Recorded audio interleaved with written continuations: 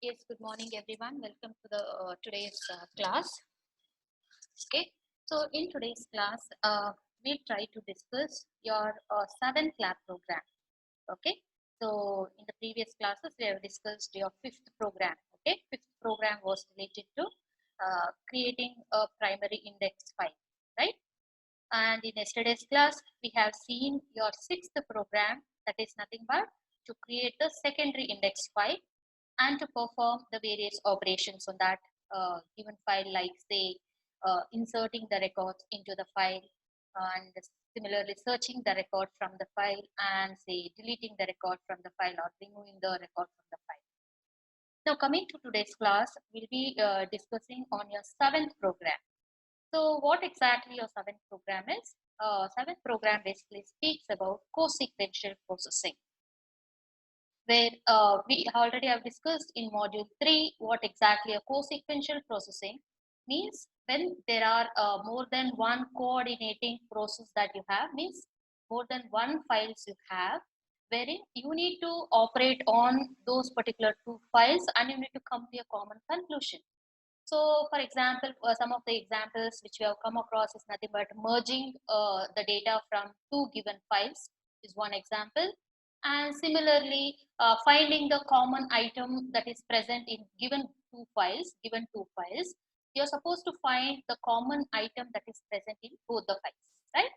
So basically, basic examples of a co-sequential processing where it can be applied is nothing but for matching operation. In order to perform the matching operations, we can apply co-sequential processing.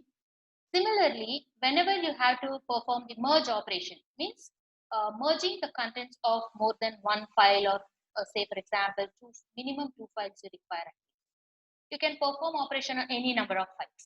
Okay, so that's what is the main application of your co-sequential processing.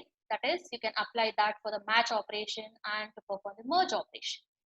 So now one such implementation which we'll be looking in today's class is nothing but here you will be having two files. Here you'll be having two files. You will be accepting names into the first file.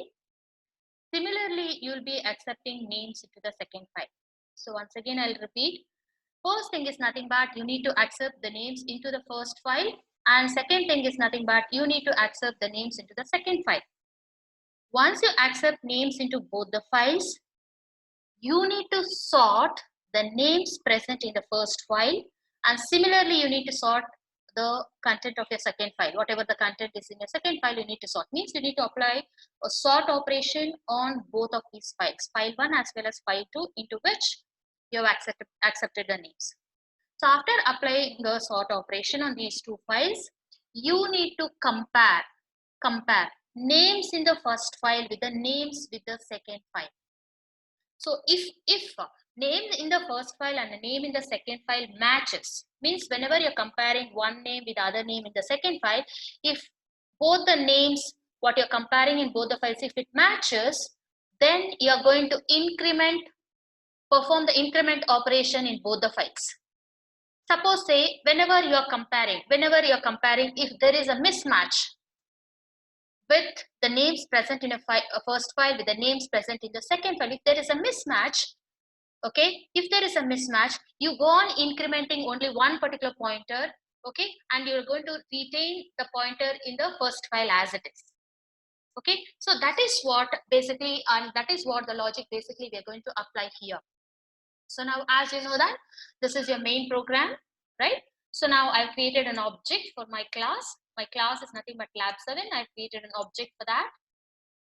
Okay, so now you're accepting basically your minimum two files you need, because you're going to perform the match operation.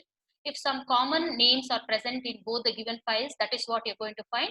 If common names are there, those common names should be returned onto the third file. That's a basic thing we'll be doing in this particular program. So what you'll be doing is you'll be asking the user to enter the names into the list 1, and basically you're going to enter hash to terminate the list 1, names into the list 1, means to indicate the end of the file. Okay, and you're going to read the names into the first list.txt. So this read names is nothing but a function, basically what we have written. You can see here So read names and whatever the file name you have accepted from the user is being passed as a parameter to your read names. Correct. So now what you're going to do, you're going to open because you want to write some data to your file, right? So you're going to use a print writer and whatever the name that has been passed, you're going to pass the same file name here. Now, what you're going to do is, you're going to start from say, how many ever names the user is going to enter. You should go on accepting so many names. Once the user feels that the number of names are sufficient and you want to end the file, so he or she is going to press hash. Hash indicates end of the file. Okay, when the user enters hash, the file comes to know that okay, the user wants to come out of the file. Okay, that's the indication. Hash indicates end of the file. Okay, so that's the reason you go on accepting. You are using a for loop to accept more than one names into the file what the user is going to enter.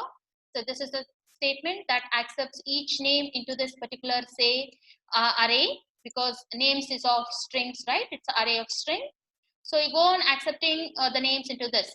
So each time when you accept the name, you're going to check if the user entered value is equal to hash. If the user entered value is equal to hash, it means that it's end of the file, correct? So each time when you accept the input, you'll be checking if it is end of the file. That's what you are doing with this statement. If that s of I, if it is equals to that hash, means if it is end of file, you're going to come out of this particular for loop using your break statement. So like this, using this particular for loop, you go on accepting as many names as you want into the first file. Okay, so once you finish accepting all the names, suppose say you press hash. Suppose you have accepted 5 names and you pressed hash. Hash means it comes out of a for loop. Now, what should you do with that particular file where you have accepted the names? You need to sort your names according to the alphabetical order, right? So that's a reason. That's a reason I'm calling a function sort. I'm passing two parameters, that is yes. So yes is nothing but an array which consists of the names. And what is this basically I? So I indicates from the beginning of the particular string beginning of the string I want to sort. So I'm going to pass yes and I as a input parameters to sort function. So now we're going to call the sort function. This is a string and basically this I gives me the count, right? How many names basically are there in that particular file, right? So that's the reason. And what exactly we are doing in this particular sort function? As I told you that we are applying a bubble sort, nothing more. So we are not applying something different which have already known only. We are applying the same algorithm, sorting algorithm, that is your bubble sort. Okay, so in order to sort the name, that's what we have taken. Int I is equal to 0, I less than count, I plus plus. Count is being declared as a global with this particular variable which has been accepted from previous function. Now we are going to compare first name with the second name. As I told you that first name with the second name of the same file. Okay, you're going to use a compare function. If it is greater than 0, then you're going to swap because we want to sort all the names in the file in the alphabetical order, right?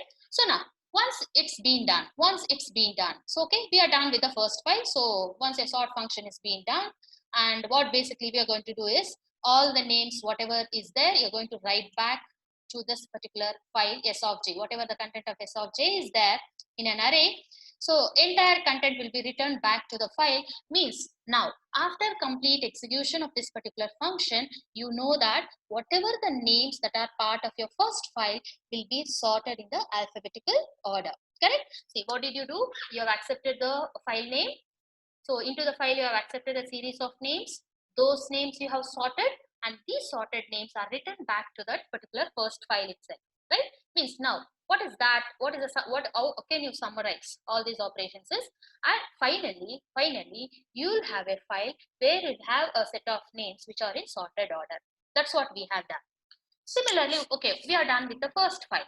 Similarly, same thing we should do with the second file also.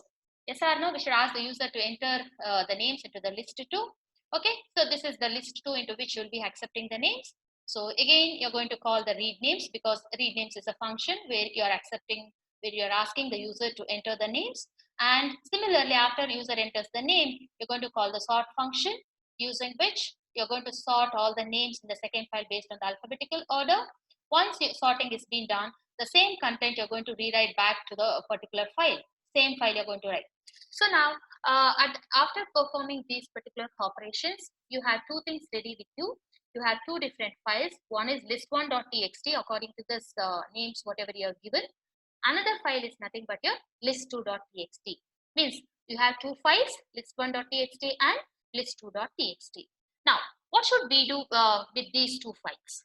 So now we need to check if the names are matching in both the things. Matching is there or not. So basically, if you remember, one second, just I'll open that particular algorithm if possible. Okay, just a while. So where do you have that? Department. Just I'll open that particular slide so that it will be easy for you to go through. Okay, co-sequential, merge, co-sequential processing. Yeah.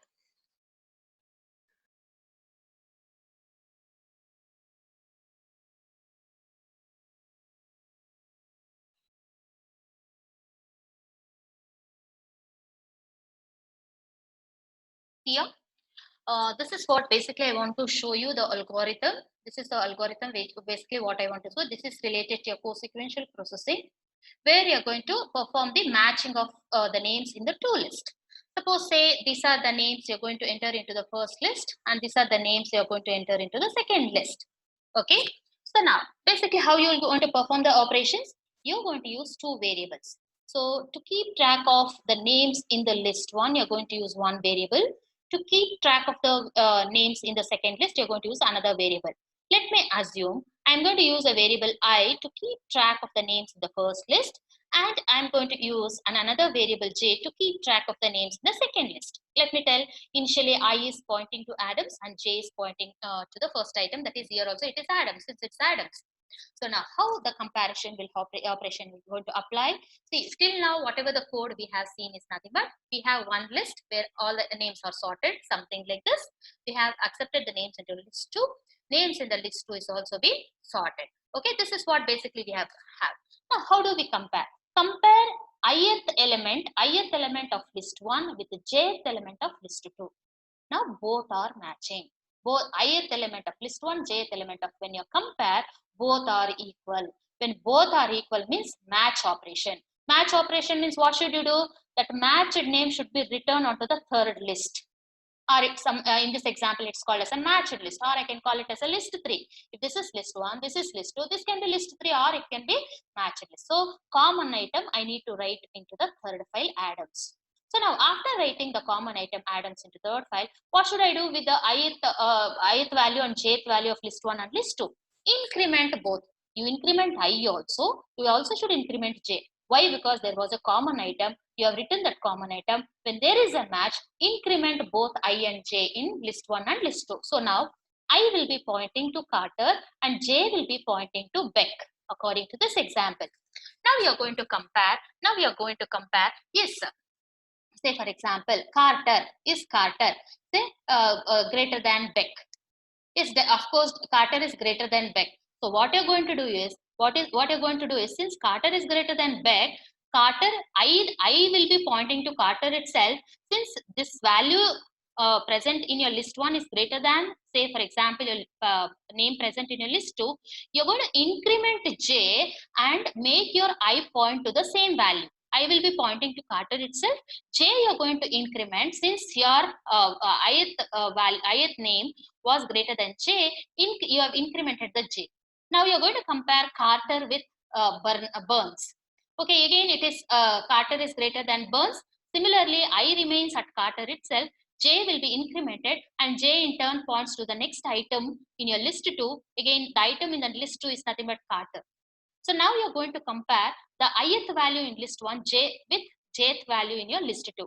Now what happens? You can see that you're also I pointer is pointing to Carter and jth position is pointing to the Carter. So there is a match. When there is a match, you're going to write the matched item onto the list 3 or a matched list. And whenever there is a match, you need to increment both your ith value and your jth value from both your list 1 and list 2. So now after writing Carter onto this, you're going to increment ith value. So now I will be pointing to Chin and J will be pointing to Davis. So now you need to compare C with the D. Yes or no? You need to compare C with the D value. So when you compare C with D value, C is less than D. Yes or no? C is less than D. So which pointer you should increment? Either I or J. Now you need to increment. You need to, since it is less than, okay, ith value is less than, say, your jth value where it is pointing, you need to increment I and J remains there itself. So you're going to compare now. So, okay, after increment, I will be pointing to Davis and this J remains with the Davis itself. So again, there is a match. When you compare ith value with the jth value, there is a match. So since there is a match, you need to write that matched item onto the third list, increment both I and J value. When you increment I will be pointing to Miller and J will be pointing to Peter, right? Now compare both the items, M and P. So M is what?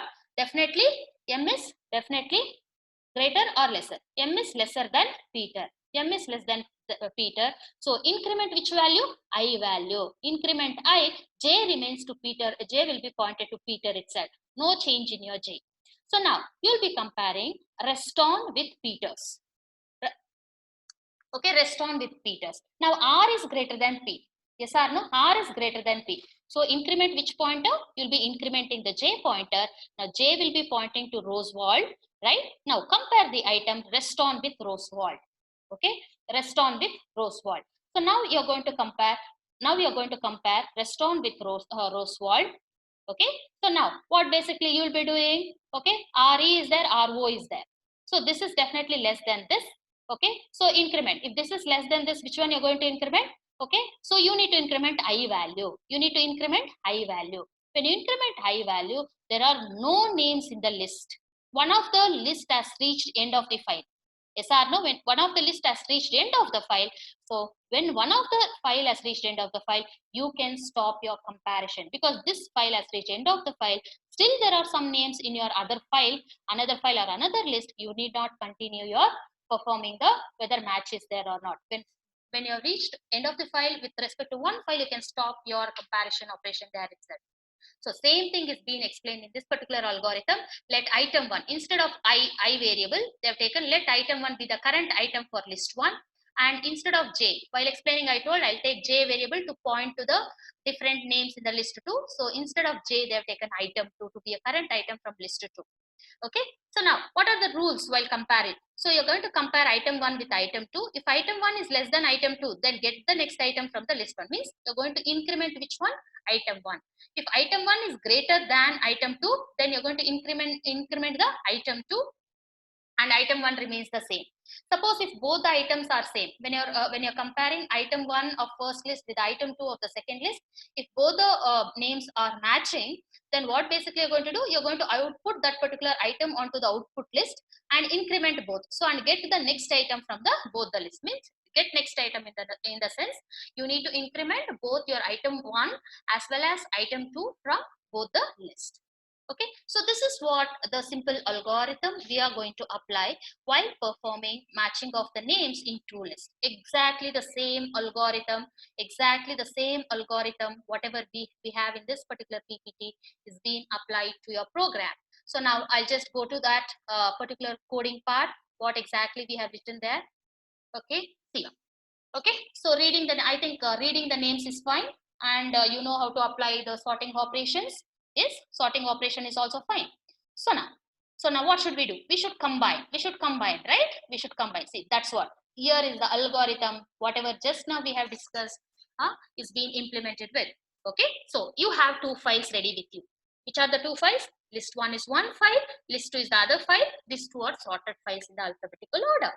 What should you do with these two files? You should first perform the open operation on these two files, because you need to read the names from these two files and you need to perform the comparison operation.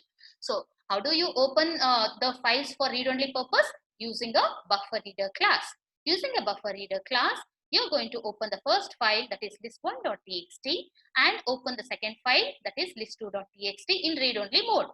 So now, after reading the data from the two file and after I perform the comparison operation, so where should if there is some common item present in both the list, I should write it into some list, some third file. So that's the reason I need to write into the third file. That's the reason I'm opening another file called as list3.txt. It's two files I'm opening in read-only mode.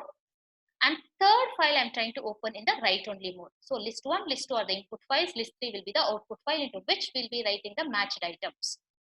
Now, whatever the files I have opened here, I'm going to read each line from one file, that is br1.readline and br2. I'm going to read each name, the first names from both the files.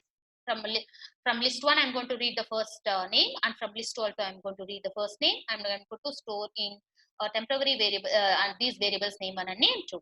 And whatever the data I have read from the file, first of all, it should not be equal to null. If it is equal to null, then no need of performing the comparison operation. It's of waste. Correct? So that's whatever the data I have read, I'm checking if it is not equal to null. Right? If it's somewhere, if any one of the thing is equal to null, then I can stop. No need to continue with my algorithm. That's the intention. So when both names, whatever I read, if it is not equal to null, then see, this is the algorithm. Only 3-step algorithm. What is that? If both are equal, whatever the name you have read from the first list and whatever the name you read from the second list, if both are equal, what you're going to write? What you're going to do? Write that particular name to which one? This one, PW. What is PW referring to? List 3. So I'm going to write that to PW into this particular file. That name, common name, which is there in both the list, I'm going to write it into the third file, that is list3.txt. How do I refer to list3.txt? Using PW. So PW dot, I'm going to write that name. After writing, definitely I need to increment. No, increment ith subscript as well as the jth subscript. So in Java, how do we do that? I'm going to read the next line. Next line from list1.txt as well as from another file. Also, I'm going to read the next line. So I'm going to read the next line from both the files. Means I'm making my cursor to point to the next line. Okay, reading means I'm making my cursor to point to the next line. So I'm going to read that. Okay, so if matching is there, this operation is going to happen. Now, if they're not matching, means either name 1 in the first list should be less than name in the second list, or name in the list 1 should be greater than the name in the second list. If name in the first list is less than second list, what we are going to do? Increment item in the list 1. That's what we are saying. So that situation, else if name 1 and compared to name 2 is less than 0, which one you need to increment? You need to increment the pointer associated with the list 1. So that's how I am trying to increment. I am trying br1.readline. Means this first file I am trying to increment. If it is less, names in the first list, if it is less than the second list, I'm going to read the next line from the first list. Otherwise, I'm going to read the name from the second list. So this code is nothing but it's nothing but a co-sequential algorithm. What was there? Just now I have shown with the help of a slide. Okay, so now once I finish performing, definitely, as I told you, that whenever you perform any operation on a file, see, before you perform any operation, you should first open the file. So that's what we have done. We have opened the file. Okay, how many ever files, for what purpose you have opened the file? After opening the file, you have performed the required operations on that particular file. Maybe from some files you'll be reading the data, and then into some files you'll be writing the data. So you perform the appropriate read and write operation. Once you finish performing the operation, okay, it is recommended for a good programmer. If you're a good programmer, it is recommended that what all the resources you have used, once you finish using the resources, you need to close the resources, or you need to release the resources. File is also one of the important resource of your computer. Okay, once you finish using that particular resource, it is recommended for a good programmer that we need to close or we need to release the resources. So how I'm going to release the resources? So I need to close all whatever the files I opened. After I finish performing all the operations required on it, I need to close this particular files using the close function. So which are the files you have opened? PW for write only purpose, BR1 and BR2 for read only purpose you have opened. So once I finish performing the operation, I need to close this particular files using the appropriate close function. Correct? So this is the main function, that is nothing but combining the list.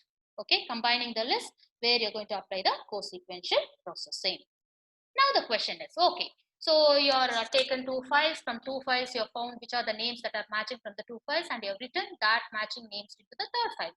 Now as a user, how do I know that whether the matched names are correctly written into the file or not? we need to display. We need to display the content of the file onto the screen. So to display the content of the third file, that is list3.txt onto the file, we are going to use a function called as display. Okay, to display the content of the file list3.txt, we are using a function called as display. Okay, so now what I'm trying to do, just I want to read and put it onto the screen, right? So what purpose I want to open the file for? Read only purpose. So for read only purpose, which class, Java class we can use? Buffer reader. Buffer reader is a Java class that is available. I'm opening which file? list3.txt. Okay, I'm reading each line using a readline function. I'm reading each line from the file.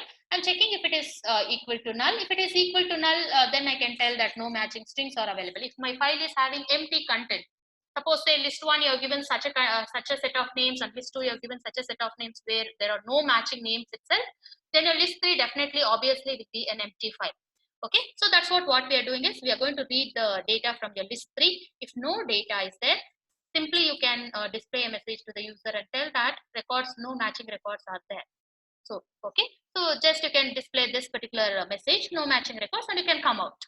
Otherwise means match records will be part of your file. Otherwise, match records will be part of the file. If match records are there, what you're going to do? Just you're going to display as common names in the both the files are. So you're going to use do while. You can use while also. You can use for also. Anything, if whatever you want, you can use. But I have used here do while. Okay. So system.out.println. First one I'm going to print first name whatever is there. While y is equal to b.readline not equal to null. So again, I go on printing how many ever names are there in that particular file. Okay, so this, and after finishing displaying the file, as I told you that since you have opened this particular file, you need to close that particular. Okay, so these are the different functions basically we need to do. So one is nothing but you're going to read the file names. Into each file, you're going to accept the names. After accepting the names, you're going to sort that particular names in the file. After sorting the sorted names, you're going to write back to the same file, right? So for sorting, we are going to use this particular bubble sort to sort all the names in alphabetical order. And this is what basically used to perform the match operation. That is a co-sequential processing to find the match in given to list. And this is a function to display. So now we'll see the output, how this particular output will be happening with respect to this particular program. So again, we'll go back, we'll try to execute and just we'll see the output. Okay, so Java C. Okay, so it is lab7.java is the name of the program. Okay, so compiled successfully. Let us run this. Okay, Java lab 7. Okay, see, observe carefully. Enter the names into list 1. Enter hash to terminate the list. So I'll go on entering. Say for example, I'll enter, okay, Savita, something, Savita, something, Anita, Kavita, something like this. So only this 3 names are sufficient into this list 1. So how do I terminate? So I should press what? Shift, press hash. I press dash. See, when I press enter, that file got terminated. That file got terminated. So next, it's asking me enter the names into the list 2. So I'll give it as, say for example, I'll give my name itself. See, I'll give something Warnie. I'll give Win. Okay, these names are sufficient. Now press what? Okay, shift of this. Now you tell me, see, you compare. Savita, Anita, Kavita is there. Veena, Vani, Vin is there. No names are matching. That's the output you got. No matching string. Okay, your output list 3.txt as it has empty. Nothing it has. So it is telling no matching string. Now again, I'll run this particular program. Okay, enter the names into, say for example, Vin, VAN, okay, VEE something. Now this sufficient. Shift, press hash. Okay, enter the names into the list 2. I'll give for illustration purpose, I'll give the same name, Bin, VEE, say for example, SAV space KAV, something like this. Okay, these names are sufficient for me. You can enter any number of names for that matter. You can enter any number of names, but whenever you want to end the file, you need to press this particular hash. Okay, so now what I'll do is press enter. Common name is Win. Why Win and V is there? Common names in both the list are V. Once again, we'll do it. Once again. Okay, so this lab7.txt, enter the names into the list one. Okay, okay, say Veena, then Bonnie, this is Savita. Okay, okay, this one. Okay, 3 names I have given. Enough. Ash. Okay, enter the names. VEENA. Suppose VANI and KVI, KUM, okay, shift Ash. Okay. Okay, these are the common names. In the previous example, why you did not get? Because one of the file was got terminated. Of course, that common name was there at the last position in the other file. Meanwhile, the first file got terminated. That's where the second name you did not get it. Okay. So in this particular example, you can see that both the common names are being displayed. Okay. So this will be the output or demonstration of your program 7. Okay, so I think your 7th and 8th programs are the simplest programs. 7th and 8th are the simplest programs and easy programs. And the longest programs are nothing but your 5th and 6th program are the longest programs, and little bit you need to understand the logic, because the number of lines of code are more than, say, for example, 180, 190 lines of code. Okay, so this is one of the simplest program for sequential processing to apply the match operation. Okay, hope so all of you have understood this particular program. Okay, so after say 10:30 you have lab. So during that time we will discuss the other program, that is program 8. Okay, I think once we finish with program 8, I think lab syllabus gets completed. Okay, so if you have any doubts, as I told you that, you can ask me. Okay, and